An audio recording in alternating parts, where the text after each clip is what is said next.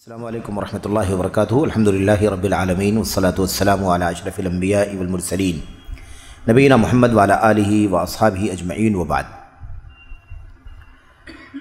جدید مناہج کی حقیقت کے اس حلقے میں، اس سلسلے میں جو موضوع ہمارے سامنے ہے وہ ایک سوال ہے، سوال نمبر 34، اور اس سوال میں بھی عقیدے کا مسئلہ پوچھا گیا ہے۔ شیخ صالح فوزان حفظہ اللہ سے پوچھا جا رہا ہے، کہتے ہیں کہ بعد کے دنوں میں، یعنی ابھی ہے نا، یعنی وہ پرانے دور میں نہیں، بعد کے دنوں میں بعض نوجوانوں کے یہاں عقیدہ پڑھنے، سیکھنے اور اس کے اہتمام کی بابت بے توجہی اور بے اعتنائی پائی جاتی ہے۔ یعنی آج کل قریب میں جو حالات ہیں وہ یہ ہیں کہ بعض نوجوانوں کے یہاں عقیدہ پڑھنے، سیکھنے اور اس کے بارے میں توجہ کم ہوتی جا رہی ہے، اور دیگر امور میں رغبت اور دلچسپی محسوس کی جا رہی ہے۔ عقیدہ پڑھنے سیکھنے سے دلچسپی کم ہو رہی ہے، اس پر توجہ کم ہو رہی ہے، اور عقیدے کے علاوہ دوسرے جو موضوعات ہیں، دوسرے امور، دوسری باتیں، ان تمام چیزوں سے دلچسپی زیادہ محسوس کی جا رہی ہے۔ ایسے نوجوانوں کو کیا نصیحت فرمائیں گے؟ دیکھا آپ نے، تو عقیدے کے علاوہ دیگر چیزوں سے دلچسپی بڑھ رہی ہے، عقیدے سے دلچسپی کم ہو رہی ہے۔ عقیدے کا جو مقام ہے دین کے اندر، اس کا اہتمام اسی کے شایع نشان ہونا چاہیے۔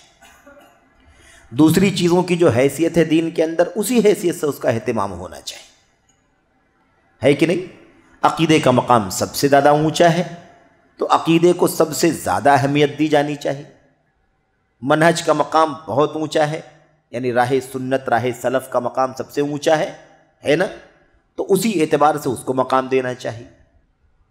سوشل چیزیں ہیں، ہے نا، سوشل چیزیں، سماجی چیزیں، رفاہی چیزیں، فلاحی چیزیں، ان تمام چیزوں کی حیثیت جو دین کے اندر ہے، اسی حیثیت سے اس کو مقام دینا چاہیے۔ کھانا کھلانا نیکی کا کام ہے، پانی پلانا نیکی کا کام ہے، بالکل کیا جائے، کوئی مسئلہ نہیں ہے، لیکن کا کھانا کھلانا، پانی پلانا عقیدے سے زیادہ اونچا ہو جائے گا؟ کیا یہ نیکی کا کام منہج سے بڑھ کر کے ہو جائے گا؟ ہے کہ نہیں؟ یہ سمجھنے کی چیز ہے۔ تو جس چیز کی جتنی اہمیت، جس کا جو مقام ہے دین کے اندر، اسی اعتبار سے اس کا اہتمام ہونا چاہیے۔ اگر ہم نے اس کی اہمیت کو، عقیدے کو اگر ہم نے سیکنڈری بنا دیا تو بھی ظلم کیا، غلط کیا۔ اور ایک ایسی چیز ہے جس کا مقام شریعت کے اندر عقیدے اور منہج کے بعد ہے، عبادات کے بعد ہے، اس کو ہم نے پہلا درجہ دے دیا تو بھی غلط کر دیا، ہے کہ نہیں؟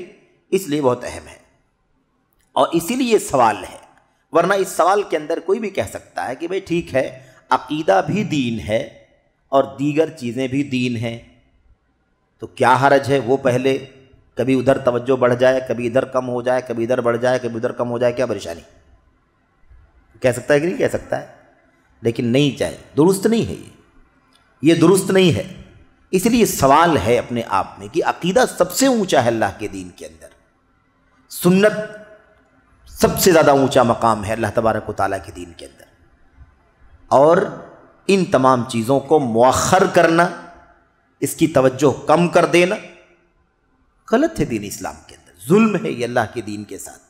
اللہ کی توحید کا مقام گھٹانا ہے، عقیدے کا مقام گھٹانا ہے، منہج اور سنت کی راہ اور سلف کی راہ کا مقام گھٹانا ہے، اور پھر صحیح راستے کے بغیر کوئی کام شریعت کا نہیں ہو سکتا۔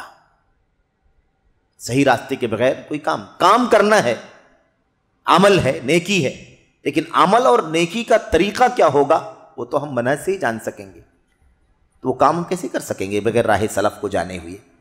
اللہ کے نبی کی سنت میں، صحابہ کی سیرت میں، تابعین کی زندگی میں کاموں کو کن کن کاموں کو کس کس حیثیت سے کیا جاتا تھا، کون سی چیزیں ان کے ہاں پرائرٹی میں تھیں، کون سی چیزیں دوسری حیثیت کی تھیں۔ ہمیں ظاہر ہے کہ اس کو منہج سے ہی حاصل کرنا ہے، اسی اعتبار سے ہمیں کام کرنے، انہی کے طریقے پر چل کر کے ہمیں یہ کام کرنا ہے۔ تو ایسے نوجوانوں کو جو عقیدے کا اہتمام نہیں کرتے، دیگر چیزوں کا میں زیادہ دلچسپی رکھتے ہیں، ان لوگوں کو آپ کیا نصیحت کریں گے؟ اچھا، یہاں میں آپ کو بتا دوں کہ دیگر امور میں رغبت اور دلچسپی محسوس کی جا رہی ہے، یہ کیا ہے؟ ابھی ہم نے جو آپ کے سامنے جو بات کہی ہے وہ بات تو خالص دین سے متعلق ہے، دین کی باتیں جس میں اونچا درجہ، اس کے بعد لیکن سب دین ہے نا۔ لیکن یہاں پر جو دیگر امور میں رغبت اور دلچسپی محسوس کی جا رہی، یہ جو سوال پوچھا جا رہا ہے ایک خاص نقطۂ نظر سے پوچھا جا رہا ہے۔ یہ دیگر امور سے متعلق سیاسی حالات، دنیا کے سیاسی حالات، حاکموں کے حالات، ہے نا، ملکوں میں کیا کیا چل رہا ہے، ہمیں ان کے خلاف کیا کرنا چاہیے، کہاں تک سپورٹ کرنا چاہیے، کہاں تک اس کا ساتھ دیں، کہاں تک اس کی مخالفت کریں، ہمیں پورا اپڈیٹ رہنا چاہیے، ہے نا۔ تو دنیا کے سیاسی حالات میں دلچسپی بڑھتی جا رہی ہے، عقیدے کے موضوعات کا اہتمام کم ہو رہا ہے، یہ سوال ہے۔ تو دیگر امور میں انہی باتوں کی طرف اشارہ کیا گیا ہے، جیسا کہ اس سے پہلے بات آ چکی ہے اور بھی سوالات کے ضمن میں۔ اس سوال کے جواب میں شیخ صالح فوزان نے پوری یعنی کھل کر کے بہت اچھی طرح سے عقیدے کی بات کو، منہج کی بات کو، اور ایسے ہی دیگر چیزوں کو قرآن کریم کی سورۃ العصر کی روشنی میں سمجھایا ہے۔ اسے آئیے ہم پڑھ لیتے ہیں، بہت لمبی بات نہیں ہے انشاءاللہ۔ جواب کہتے ہیں بسم اللہ الرحمن الرحیم، اس کے بعد حمد و صلاۃ کے بعد کہتے ہیں میں نوجوانوں اور دیگر تمام مسلمانوں کو نصیحت کرتا ہوں کہ وہ سب سے پہلے عقیدے کا اہتمام کریں۔ سب سے پہلے عقیدے کا اہتمام سب سے پہلے ہونا چاہیے، کیونکہ عقیدہ ہی وہ بنیاد ہے جس پر تمام اعمال کی قبولیت و عدم قبولیت کا دار و مدار ہے۔ عقیدہ بنیاد ہے جس پر عمل قبول ہوگا نہیں ہوگا یہ معاملہ موقوف ہے۔ عقیدہ کے درستی کے ساتھ عمل قبول ہے، عقیدے کے فساد کے ساتھ عمل قبول نہیں ہے۔ اگر عقیدہ انبیاء اور رسل علیہم السلام بالخصوص ہمارے نبی خاتم النبیین محمد صلی اللہ علیہ وسلم کی لائی ہوئی شریعت کے مطابق صحیح ہوگا تو تمام اعمال مقبول ہوں گے، تمام اعمال مقبول ہوں گے۔ اچھا، بشرطے کہ یہ اعمال خالص اللہ کے رخ کریم کے لیے اور اللہ اور اس کے رسول صلی اللہ علیہ وسلم کے مشروع کردہ طریقے کے موافق ہوں۔ عقیدہ ایسا ہونا چاہیے، عمل ایسا ہونا چاہیے۔ اگر عقیدہ فاسد ہوگا یا آباء و اجداد کی تقلید اور عادات و اطوار پر مبنی گمراہ کن ہوگا، گمراہ کرنے والا عقیدہ ہوگا، ہے نا، یا شرکیہ ہوگا تو تمام اعمال مردود ہوں گے، تمام اعمال مردود ہوں گے، کچھ بھی قبول نہیں کیے جائیں گے، کچھ بھی اعمال قبول نہیں کیے جائیں گے، اگرچہ عمل کرنے والا مخلص ہو اور اس کا مقصود اللہ کی رضا جوئی ہو، نیت کتنی بھی اچھی ہو لیکن وہ عمل قبول نہیں ہوگا۔ اس کے بعد کہتے ہیں کیونکہ اللہ سبحانہ و تعالی انہی اعمال کو قبول فرماتا ہے جو خالص اس کے رخ کریم کے لیے اور اس کے رسول صلی اللہ علیہ وسلم کی سنت کے مطابق ہوں۔ تو آپ دیکھ رہے ہیں دونوں چیزیں آ گئی نا، عقیدہ اور منہج۔ کیا ہے؟ اللہ سبحانہ و تعالیٰ انہی اعمال کو قبول فرماتا ہے جو خالص اللہ کے رخ کریم کے لیے، یعنی خالص اللہ کے لیے ہو، ریاکاری نہیں، دکھاوا نہیں، کوئی اور نہیں، غیر اللہ نہیں، کوئی پیر باپ وغیرہ کوئی نہیں، صرف اللہ تبارک و تعالیٰ کے لیے۔ تو یہ ہے توحید۔ یہ کیا ہے؟ توحید، اخلاص عبادت جس کو ہم کہتے ہیں، یعنی عبادت صرف اللہ تبارک و تعالیٰ کی خالص ہوگی۔ دوسری چیز کیا ہے؟ اور اس کے رسول صلی اللہ علیہ وسلم کی سنت کے مطابق ہوں، یہ منہج، طریقہ اللہ کے نبی صلی اللہ علیہ وسلم کی سنت کے مطابق۔ تو یہ اسی لیے اچھا یہاں پر ایک بات اور بھی، حالانکہ وہ سوال آئے گا مستقل، جیسا کہ مجھے یاد پڑتا ہے اس کے اندر سوال آیا ہوا ہے کہ عقیدے اور منہج میں کیا فرق ہے، عقیدہ اور منہج میں کیا فرق ہے۔ عقیدہ ظاہر ہے کہ عقیدے کے 6 ارکان ہیں، عقیدے کے ایمان کے 6 ارکان جو ہم کہتے ہیں نا وہ عقیدہ ہے، وہ کیا ہے؟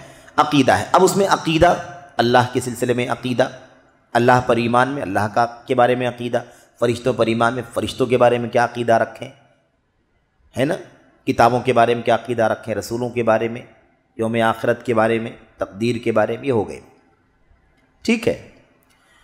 تو اب یہ تو ہو گئی بات عقیدے کی. یہ 6 ارکان اسلامی عقیدے کی بنیادیں ہیں. انہی کو ارکان اسلام بھی کہتے ہیں, انہی کو اصول ایمان بھی کہتے ہیں. ایمان کے اصول یا ایمان کے پلرز, ستون. اس کے اندر سارے ایمانیات کے ابواب آ جاتے ہیں, سارے کے سارے. منہج کیا ہے؟ منہج راستہ. نبی کریم صلی اللہ علیہ وسلم نے ایمان باللہ میں ہمیں ایمان کیسے رکھنا ہے کیا سکھایا ہے. فرشتوں پر ایمان, فرشتوں کے بارے میں عقیدہ ہمیں کیسے رکھنا ہے, نبی کا طریقہ کیا ہے. کتابوں پر ایمان کیسے رکھنا ہے, کتابوں کے بارے میں عقیدہ ہمارا کیا ہونا چاہیے, طریقہ نبی کریم صلی اللہ علیہ وسلم نے بتلایا ہے. جیسے آپ کا ایمان تھا, آپ نے صحابہ کو ایمان رکھنا سکھایا, ویسے ہی ہم کو بھی ایمان رکھنا ہے اللہ کے بارے میں, کتابوں کے بارے میں, فرشتوں کے بارے میں, رسولوں کے بارے میں. تقدیر پر ایمان ہونا چاہیے. کیسے؟ اپنی منمانی, طریقہ نبی کریم صلی اللہ علیہ وسلم کا. اور ایسے ہی آخرت پر ایمان کا مطلب کیا ہوتا ہے, جو کچھ بھی مطلب ہے اس کا, اور جو کچھ بھی ایمان کی باتیں ہیں اسے ایسے ہی فالو کرنا ہے جیسے نبی کریم صلی اللہ علیہ وسلم نے اور آپ کے صحابہ نے ہمیں سکھلایا ہے, بتلایا ہے.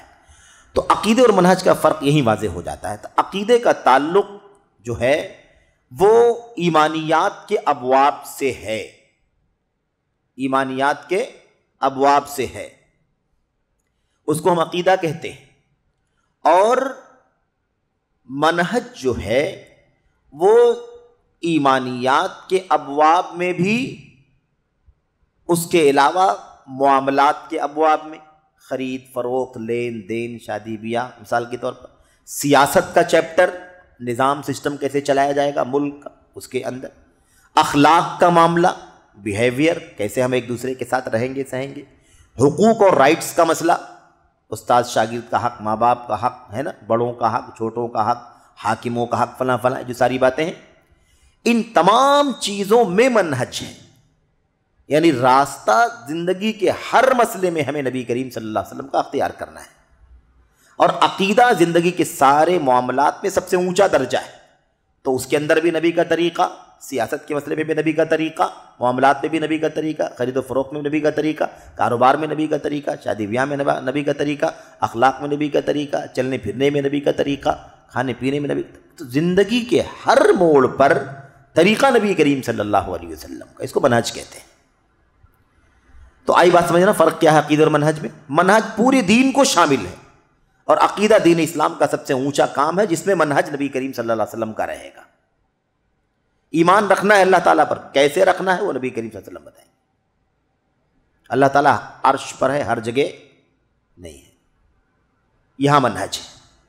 اللہ کے بارے میں عقیدہ ہمیں رکھنا ہے کہ اللہ تبارک و تعالیٰ کہاں ہے, یہ عقیدہ ہے. لیکن کہاں ہے اس کو جاننے کے لیے طریقہ نبی کریم صلی اللہ علیہ وسلم کا. آپ نے بتلایا ہے کہ اللہ تبارک و تعالیٰ کہاں ہے, آپ کو اللہ تعالیٰ نے قرآن عطا فرمایا, آپ کو سنت عطا فرمائی.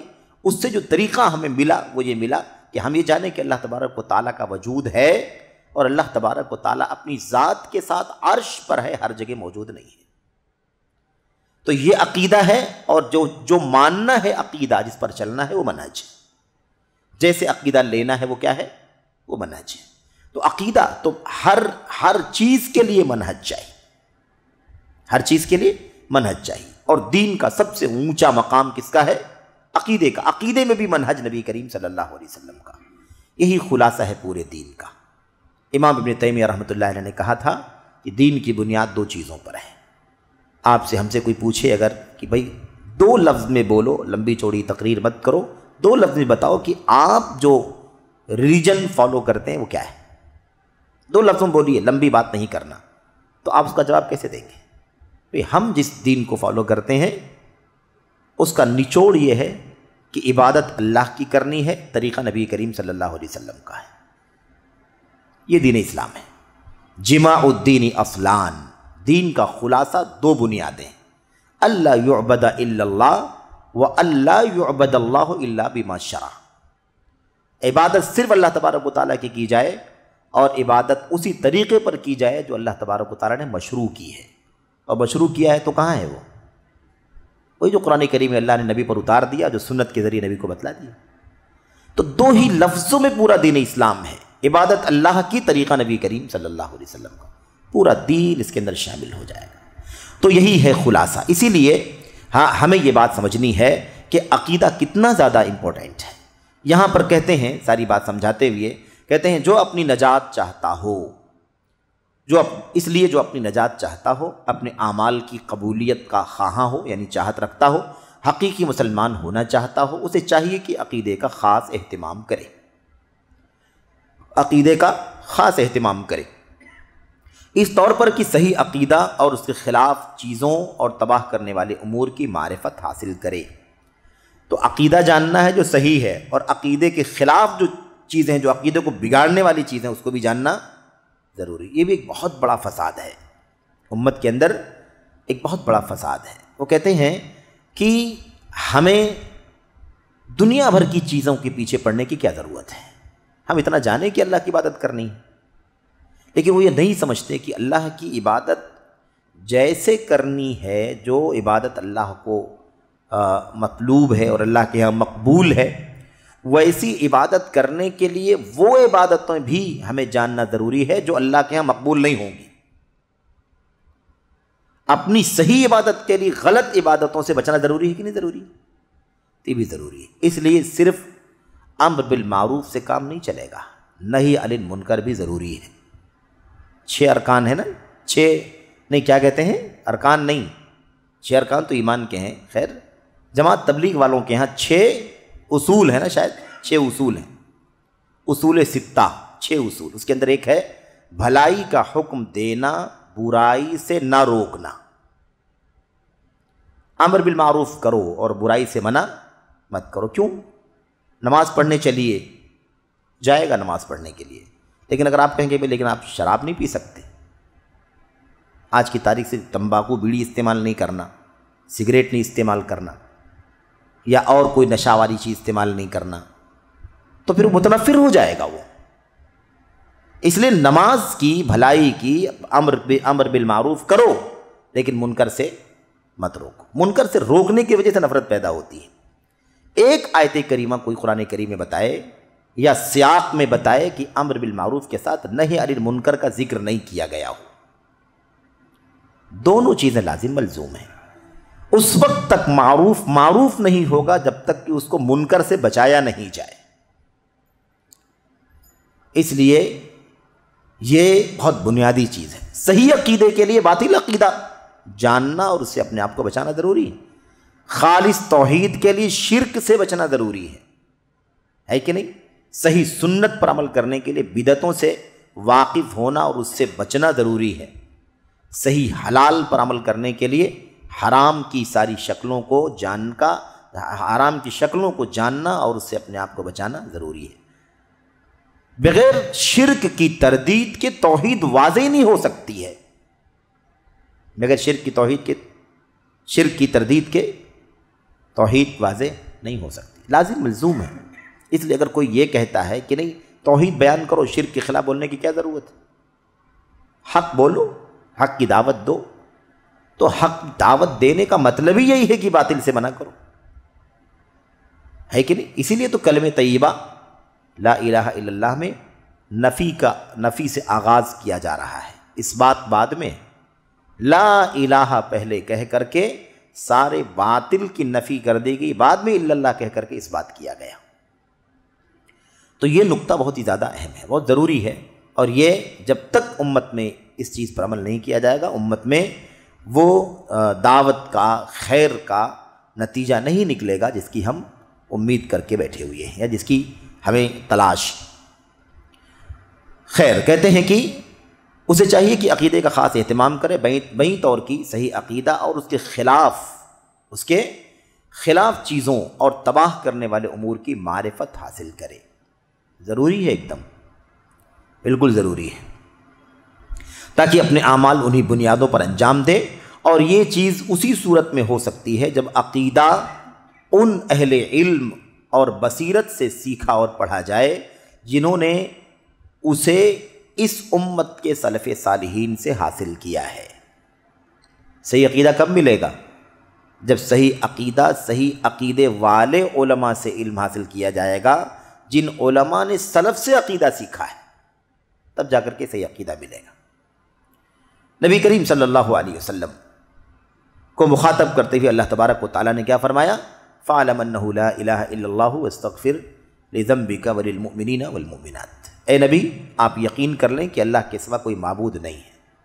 آپ جان لیں، فَاعْلَمْ آپ جان لیں، یعنی آپ اچھی طرح سے یقین کے ساتھ جان لیں کہ اللہ کے سوا کوئی معبود نہیں، اور اپنے گناہوں کی بخشش مانگا کرے، اور اپنی امت کے مردوں کے لیے بھی اور عورتوں کے لیے بھی، ایمان والے مردوں کے لیے بھی اور ایمان والی عورتوں کے لیے بھی بخشش کا سوال کریں۔ تو پتہ کیا چلا کہ عقیدے کا علم، لا الہ الا اللہ کا علم نبی کریم صلی اللہ علیہ وسلم کو بھی مضبوطی کے ساتھ حاصل ہونا چاہیے، یہ چیز ہے۔ اچھا، حاشیے میں کیا لکھتے ہیں؟ صفحہ نمبر 220 پر آپ دیکھیں، 220 پر کہتے ہیں، نیچے لکھتے ہیں نیز یہ کہ وہ ان لوگوں میں سے ہوں، وہ ان لوگوں میں سے ہوں، کون لوگ؟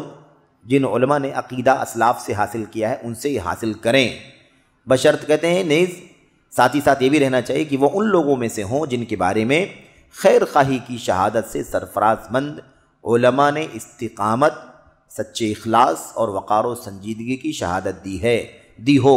اسی طرح یہ بھی ضروری ہے کہ وہ اہل بدعت و خواہشات اور گمراہ فرقوں ٹولیوں میں سے نہ ہو۔ جن علماء سے عقیدے کا علم حاصل کرنا ہے ان کے اندر یہ بھی پایا جانا چاہیے، یہ بھی ہونا چاہیے۔ آپ کو توحید کی دعوت دینے والے بھی ملیں گے، لیکن توحید کے خلاف جو باطل چیزیں ہیں اس کی تردید کرنے والے نہیں رہیں گے وہ۔ تو ایسے لوگوں سے بھی علم حاصل کرنا عقیدے کا خاص طور پر انسان کے لیے خطرناک ہے، کیونکہ توحید بھی سکھائے گا لیکن توحید کے ساتھ جو توحید کے خلاف چیزیں ہیں وہ ساری چیزیں ہمیں نہیں بتلائے گا، تو خطرہ ہے نا کہ وہ گمراہی ہمارے اندر آ جائیں۔ اسی لیے کتنے ایسے لوگ ہیں توحید خالص نہ ہونے کی وجہ سے انحراف کا شکار ہو رہے ہیں، بگاڑ کا شکار ہو رہے ہیں، ان کے اندر بدعقیدگی آ جا رہی، انہیں پتہ بھی نہیں چلتا ہے۔ عمر بن خطاب رضی اللہ تعالیٰ عنہ نے کیا کہا تھا؟ آپ نے فرمایا تھا انہو ينقض الاسلام عروۃ عروۃ اذا نشأ فی الاسلام من لم یعرف الجاہلیہ۔ اسلام کی کڑیاں ایک ایک کر کے توڑ دی جائیں گی جب اسلام میں ایسے لوگ پیدا ہوں گے جن کو جاہلیت کا پتہ نہیں ہوگا۔ تو جاہلیت کا پتہ ہوگا تو صحیح توحید جاننے میں آسانی ہوگی کہ یہ جاہلیت ہے، یہ نہیں عقیدہ ہمارا ہونا چاہیے، یہ عقیدہ ہونا چاہیے۔ لیکن اگر جاہلیت کا پتہ نہیں ہے تو ہمیں یہ توحید ہمیں سکھائی گئی ہے لیکن یہ پچھلا نہیں معلوم ہے، تو یہ اندر آ جائے گا کہ نہیں آ جائے گا؟ آ جائے گا، غیر شعوری طور پر آ جائے گا۔ اس لیے ضروری ہے کہ حق جاننے کے لیے باطل کا پتہ ہو۔ اسی لیے ہمارے صحابہ اسلاف جو ہے وہ اللہ کے نبی سے خیر کے ساتھ ساتھ شر کا بھی سوال کرتے تھے تاکہ خیر کریں اور شر سے بچیں، دونوں چیزیں ضروری ہیں۔ آگے کہتے ہیں فَاعْلَمْ أَنَّهُ لَا إِلَهَ إِلَّا اللَّهُ۔ اس آیت کریمہ کے بارے میں امام بخاری کے بات کہتے ہیں، امام بخاری نے ایک باب قائم کیا ہے، باب العلم قبل القول والعمل، اس بات کا بیان کہ علم جو ہے وہ بولنے اور عمل کرنے سے پہلے ہونا چاہیے۔ خیر، کیونکہ اللہ تعالیٰ نے فرمایا ہے فَاعْلَمْ أَنَّهُ لَا إِلَهَ إِلَّا اللَّهُ، جو آیت کریمہ پہلے گزری ہے اس کا تذکرہ کیا۔ اس کے بعد سورہ عصر کی یہاں پر تفسیر سرسری طور پر کر رہے ہیں شیخ صالح فوزان، وَالْعَصْرِ إِنَّ لَفِي خُسْرٍ إِلَّا الَّذِينَ آمَنُوا وَعَمِلُوا الصَّالِحَاتِ وَتَوَاصَوْا بِالْحَقِّ وَتَوَاصَوْا بِالصَّبْرِ۔ یہ چار باتیں کہتے ہیں کہ اللہ تعالیٰ نے نقصان اور خسارے سے سلامتی کو چار مسائل پر موقوف قرار دیا ہے، یعنی اگر آدمی خسارے سے نقصان سے بچنا چاہتا ہے تو چار چیزیں اس کے اندر پائی جانی چاہیے، چار چیزیں اس کے اندر پائی جانی چاہیے۔ کیا ہے وہ؟ پہلا مسئلہ ایمان، یعنی صحیح عقیدہ ہونا چاہیے۔ اگر ہم خسارے سے، نقصان سے، گھاٹے سے بچنا چاہتے ہیں تو ہمارا ایمان اور عقیدہ صحیح ہونا چاہیے، پہلی بات۔ دوسرا مسئلہ نیک اعمال اور اقوال، ہم جو بھی کہیں وہ اچھی بات کہیں، جو بھی کریں وہ صحیح عمل کریں، صحیح بات صحیح عمل، دونوں چیز قول اور عمل دونوں صحیح ہونا چاہیے۔ اور نیک اعمال و اقوال کو ایمان پر عطف کیا ہے، یعنی پہلے ایمان کہا ہے اور اس کے بعد صحیح، پہلے ایمان کہا اس کے بعد صحیح، اس کے بعد صحیح اعمال اور اقوال کو بیان کیا، عطف کیا ہے، یعنی پہلے ایمان اور پھر اس کے بعد صحیح عمل اور صحیح قول، جبکہ وہ ایمان کا جز ہیں، یعنی عمل، قول عمل یہ بھی ایمان کے اندر شامل ہے. قول اور عمل ایمان سے باہر نہیں ہے، ایمان کے اندر شامل ہے. لیکن ایمان کے اندر شامل ہونے کے باوجود عطف کر کے پھر سے بیان کیا اللہ تبارک و تعالیٰ نے. اِلَّا الَّذِينَ آمَنُوا، اس کے بعد کیا کہا؟ وَعَمِلُوا الصَّالِحَاتِ. تو آمنو کے بعد وَعَمِلُوا الصَّالِحَاتِ اللہ نے فرمایا، جبکہ عمل صالح ایمان کے اندر پہلے سے ہی موجود ہے کہ نہیں؟ بھئی لا الہ الا اللہ زبان سے کہتے ہیں کہ نہیں کہتے ہیں؟ تو ایمان میں زبان سے بولنا ہے کہ نہیں؟ سبحان اللہ کہتے ہیں، ہے کہ نہیں؟ یہ ایمان کا حصہ. نمازیں پڑھتے ہیں، نماز میں کتنی دعائیں اپنی زبان سے پڑھتے ہیں کہ نہیں پڑھتے ہیں؟ کتنے دعائیں ہم حج میں پڑھتے ہیں، یہ سب ایمان ہے کہ نہیں ایمان؟ تو قول اور عمل سب کا سب کیا ہے؟ ایمان کے اندر شامل ہے. کہتے ہیں یہ خاص کو عام پر عطف کرنے کے قبیل سے ہے، یعنی خاص کو عام پر عطف کرنے کے قبیل سے. ایمان کہہ دیا تو عمل اس کے اندر آ گیا، لیکن پھر بھی خاص طور پر ایمان کے ساتھ ساتھ عمل کا تذکرہ فرمایا ہے، کیونکہ اعمال ایمان میں داخل ہیں لیکن اہمیت کے پیش نظر اسے ایمان پر عطف کرنا. تیسرا مسئلہ، باہم حق کی وصیت، یعنی آپس میں ایک دوسرے کو حق بتلانا، جس کو ہم کہتے ہیں دعوت دینا، تبلیغ کرنا، وصیت کرنا، نصیحت کرنا، سمجھانا. اس سارے الفاظ ایک معنی میں ہیں، کوئی فرق نہیں اس کے اندر. یہ بھی ایک نیا فتنہ شروع کر دیا گیا تھا ماضی قریب میں کہ دعوت جو ہے وہ مسلمانوں کے لیے ہے، غیر مسلموں کے لیے ہے، اور تبلیغ یہ مسلمانوں کے لیے ہے کہ نہیں؟ ایسے ہی تو اس طرح کی تفریق کہاں سے لے آئے؟ قرآن کی آیتوں میں اللہ کے نبی کی حدیث میں کوئی تفریق نہیں ہے. مسلمانوں کو ان کی عمل کی اصلاح کریں، ان کے عقیدے کی اصلاح کریں. ایک غیر مسلم کو ایمان اور توحید سکھائیں، کچھ بھی کریں، وہ بھی اور یہ بھی، یہ سب دعوت بھی ہے، سب تبلیغ بھی ہے، سب وصیت بھی ہے، سب نصیحت بھی ہے، سب اعلام بھی ہے. کئی الفاظ اللہ کے کلام اور نبی کی حدیثوں میں آئے ہوئے ہیں دعوت اور تبلیغ کے میننگ سے متعلق، اور اس میں کوئی فرق نہیں ہے، کوئی فرق نہیں ہے. یہ کہنا کہ دعوت جو ہے وہ غیر مسلموں کو بلانے کا نام ہے اور تبلیغ یہ مسلمانوں کو سمجھانے کا نام ہے، اس کی کوئی دلیل نہیں ہے. اچھا، کیا کہتے ہیں؟ اللہ کی طرف بلائیں، باہم حق کی وصیت، وتواصوا بالحق. کیا مطلب؟ اللہ کی طرف بلائیں، بھلائی کا حکم دیں، برائی سے روکیں. اور جب انہوں نے پہلے اپنی ذات کی فکر کر کے صحیح راستے کی معرفت حاصل کر لی ہے، یعنی اپنی ذات کی فکر کر کے صحیح راستے کا علم حاصل کر لیا ہے، تو اب دوسروں کو بھی اس کی دعوت دینا ہے. یعنی ایمان لے آئے، اپنی فکر کر کے نیک عمل بھی کرنے لگے، تو اب تیسرا کام کیا ہے؟ لوگوں کو اس کی دعوت دینا. کیونکہ لوگوں کو اللہ کی طرف بلانا اور بھلائی کا حکم دینا اور برائی سے روکنا ایک مسلمان کی ذمہ داری ہے. ہم دیکھیں کہ بھائی یہ غلط ہے تو کبھی یہ کام مت کیجیے. ایک آدمی کو دیکھیں نماز نہیں پڑھتا، بھائی آپ نماز پڑھیے، آپ جھوٹ مت بولیے، آپ خیانت مت کیجیے، آپ نے ایسا کیوں کیا، مناسب نہیں ہے. یہ ہماری ذمہ داری ہے. بھلائی دیکھیں، برائی دیکھیں تو منع کریں اور بھلائی کا حکم دیں. چوتھا مسئلہ، ایک دوسرے کو صبر کی نصیحت، یعنی دعوت حق کی راہ میں پیش آمدہ مشقت اور پریشانی پر صبر کی تلقین کرنا. حق کی راہ میں، دعوت کی راہ میں مشکلات آئیں گی، ان مشکلات پر ہمیں کیا کرنا ہے؟ صبر کرنا ہے، اور سب کو صبر کرنے کی تلقین کرنا ہے کہ بھائی دیکھو تکلیفیں آئیں گی، صبر کرنا پڑے گا، صبر کرنے کے لیے تیار رہو. یہ بات اللہ کے نبی یا اللہ کے کلام کی آیت کریمہ میں ہے. کہتے ہیں لہذا ان چاروں مسائل کو حقیقی طور پر اپنائے بغیر مسلمان کے لیے سعادت ممکن نہیں ہے. سعادت چاہتے ہیں، خسارہ، گھاٹا، نقصان سے بچانا چاہتے ہیں اپنے آپ کو، تو ہمیں کیا ہوگا؟ ہمیں یہ چاروں کام کرنے پڑیں گے. اب یہ تو ہو گئی بات کس کی؟ ایمان، عقیدے کے سلسلے میں، عمل کے سلسلے میں، دعوت کے سلسلے میں بات ہو گئی. دعوت کی راہ میں آنے والی مصیبت پر صبر کرنے کے بارے میں ہو گئی. سوال میں کیا تھا؟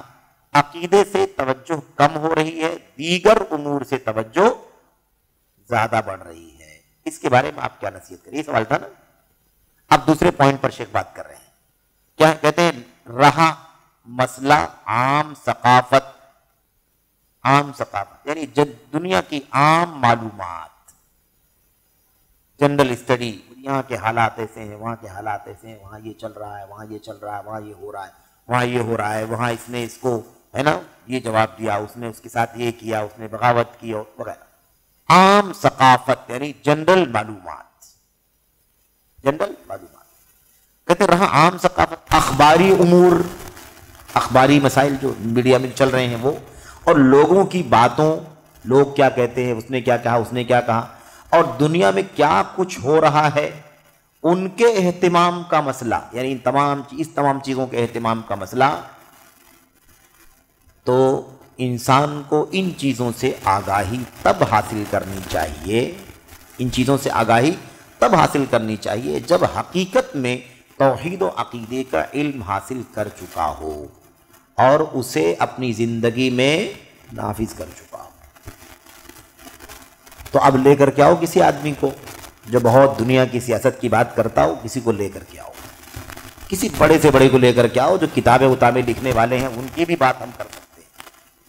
کیا عقیدے توحید کی ساری باتوں کو پڑھنا، سیکھنا، سمجھنا، اس کے بعد اس کی دعوت دینا، اس کو اپنی دعوت کا سب سے بنیادی مشن بنانا ہے کہ نہیں، اس کو برت لینا، یہ کام کر چکے ہیں لوگ کہ دنیا کی سیاست کی باتیں کر رہے ہیں.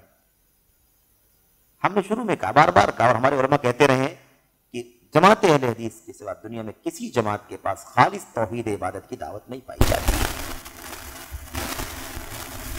چیک کر کے دیکھ سکتے ہیں، سروے کر کے دیکھ سکتے ہیں، پتہ لگا کر کے دیکھ سکتے ہیں کس کے پاس کتنا کام دعوت توحید کا ہے.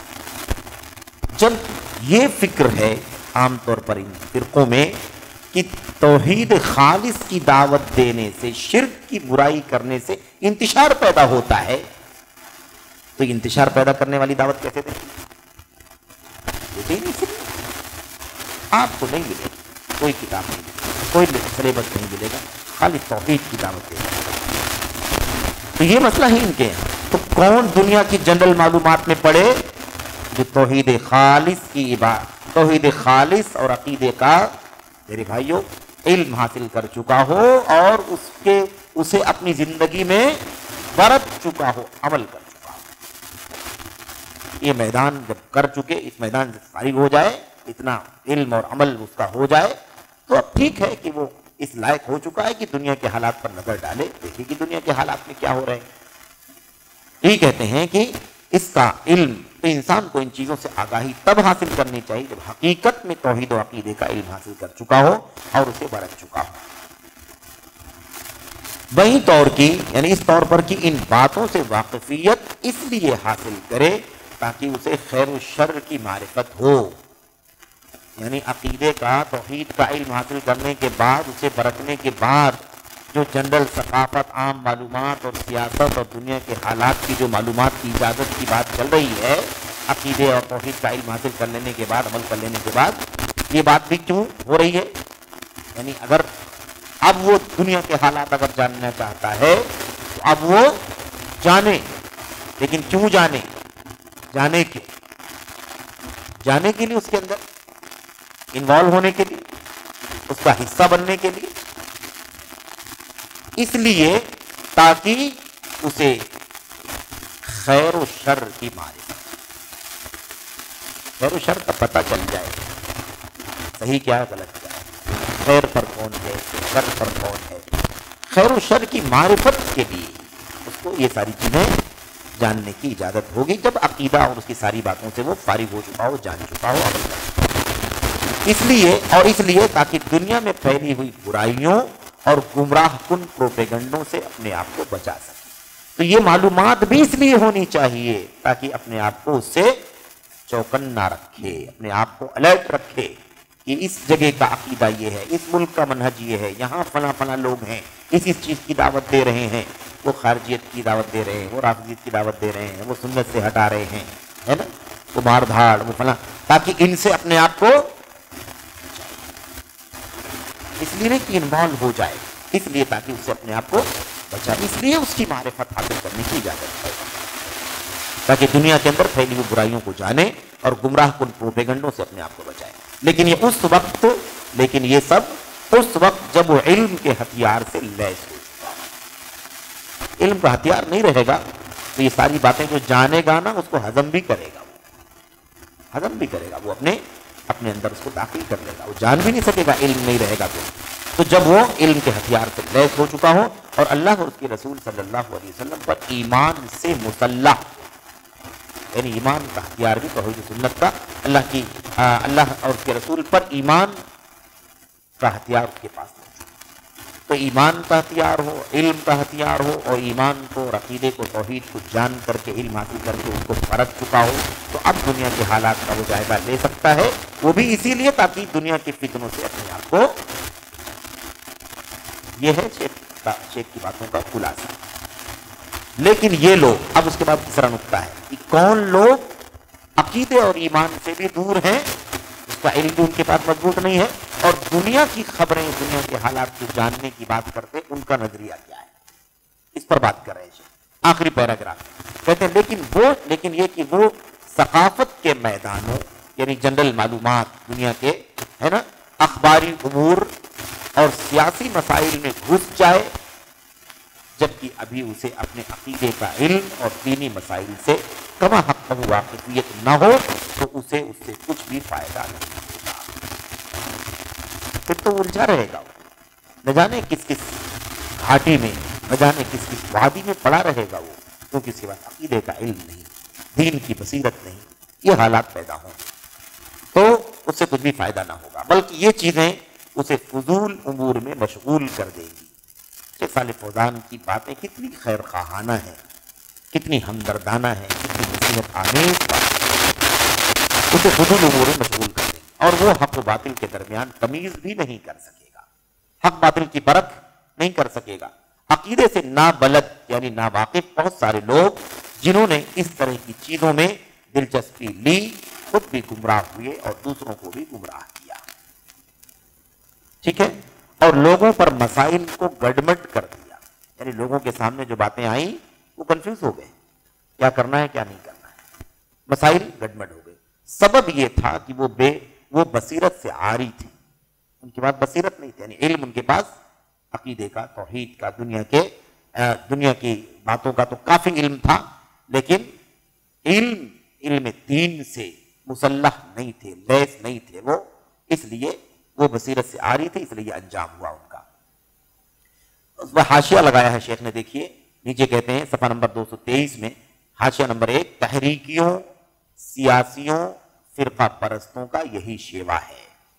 جتنے لوگ تحریک پیدا کرنے والے نا، ابھارنے والے، اکسانے والے، اس کے خلاف سیاسی باتیں کرنے والے، فرقہ بندی، کہتے ہیں ان کا یہی شیوا ہے، جنہوں نے اسلامی معاشروں کو اپنی تقریروں، خطبوں، تحریروں اور کتابوں میں جا بجا سیاسی برانگیختگی میں مشغول کر رکھا ہے، یعنی سیاسی طور پر بھڑکانے میں مشغول کر رکھا ہے۔ ہم اللہ تعالیٰ سے دعا گو ہیں کہ ہمیں اور انہیں ہدایت اور ٹھوس دین پر استقامت کی توفیق بخشے۔ دیکھا آپ نے، کیونکہ مسئلہ کیا ہے ان کا، یہ تحریک، ان کے پاس عقیدے کا علم نہیں، سیاسی باتیں کرنے والے لوگ ہیں، ان کے پاس علم ہے ہی نہیں، سیاست کا نظام کا دین کے اندر نہیں ہے، دین اسلام زندگی کا کوئی شعبہ نہیں ہے، کوئی گوشہ نہیں ہے جس میں ہماری رہنمائی نہ کرتا ہو۔ سیاست بھی کرنی ہے تو سیاست کا نظام کیا شریعت کے اندر، کب کرنا ہے، کون کرے گا، کن اصولوں کے ساتھ، کن ضابطوں کے ساتھ، کن قوائم اور بنیادوں کے ساتھ سیاست کے کام ہوں گے، یہ سب تعلیمات، سب کے درجات ہیں۔ عقیدہ سب سے پہلے، سیاست نہیں کریں گے، بغیر سیاست کے مر جائیں گے، کچھ نہیں بگڑے گا، لیکن بغیر عقیدے توحید کے علم اور عمل کے مر جائیں گے تو جہنم رسید ہو جائیں گے۔ اس لیے ہمارا کام یہ ہونا چاہیے کہ عقیدے کو پہلے نمبر پر۔ کہتے ہیں کہ وہ بصیرت سے عاری تھے، ان کے پاس اتنا علم نہ تھا جس سے وہ نفع نقصان اور کیا لینا کیا چھوڑنا ہے ان کے درمیان فرق و تمیز کر سکے۔ آج کتنے لوگ ہیں نہیں پتا ان کو کیا لینا چاہیے کیا نہیں لینا چاہیے، کیا کریں کیا نہ کریں، نہیں پتا، فرق نہیں کر سکتے کہ یہ لینے کی چیز ہے یا چھوڑنے کی چیز ہے، اسی لیے گمراہی ان کے قریب آ جاتی۔ اور نہ یہ شعور تھا کہ مسائل کو کیسے لیا جائے، اس بنا پر خلل پیش آیا اور بہت سارے لوگوں پر معاملہ گڑبڑ ہو گیا، کیونکہ وہ عقیدے کے ٹھوس علم اور دینی بصیرت کے بغیر ثقافت کے میدانوں، یعنی وہی دنیا کے حالات، ثقافت کے میدانوں اور سیاسی امور میں داخل ہو گئے۔ نتیجہ یہ ہوا کہ حق کو باطل اور باطل کو حق سمجھ بیٹھے۔ یہ شیخ صالح فوزان نے بہت ہی ہمدردی اور نصیحت کے ساتھ یہ چند باتیں کہی ہیں۔ اس میں خلاصہ آ گیا کہ جو لوگ عقیدے کو اہمیت نہیں دیتے بلکہ دیگر امور میں دلچسپی لیتے ہیں، ان کو نصیحت یہ ہے۔ سوال کرنے والے نے کیا کہا تھا؟ سوال کرنے والے نے کہا تھا کہ آپ ایسے لوگوں کو، ایسے نوجوانوں کو کیا نصیحت فرمائیں گے؟ شیخ صالح فوزان نے ہم لوگوں کو یہ نصیحت فرمائی ہے، ہمیں چاہیے کہ ہم ان باتوں پر عمل کریں۔ اللہ سے دعا کرتے ہیں کہ اللہ تعالی ہم سب کو صحیح ایمان و عقیدے کی، صحیح منہج کی توفیق عطا فرمائے، اور اللہ عز و جل استقامت کے ساتھ اسی پر قائم رہنے کی توفیق بخشے، آمین رب العالمین۔ صلی اللہ علی نبینا محمد وعلی آلہ وصحبہ اجمعین۔ السلام علیکم ورحمۃ اللہ وبرکاتہ۔